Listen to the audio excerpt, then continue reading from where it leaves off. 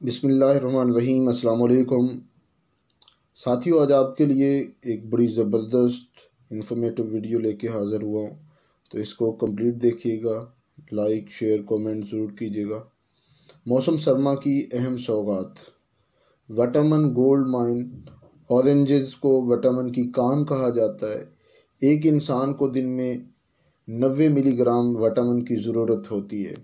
एक किलो के अंदर तकरीबन 70 मिलीग्राम विटामिन सी मौजूद होती है।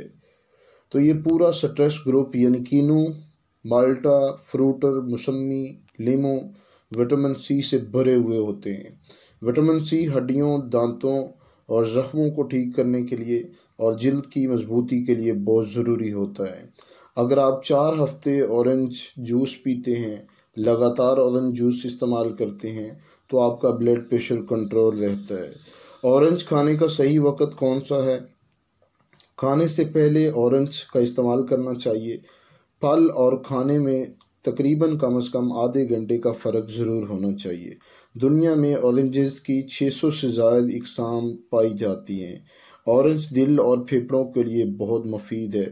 तो कोशिश कीजिएगा अपनी लाइफ में ऑरेंज का इस्तेमाल ज़रूर करें। अपनी लाइफ को ज़बरदस्त तरीके से आगे बढ़ाएं। अपनी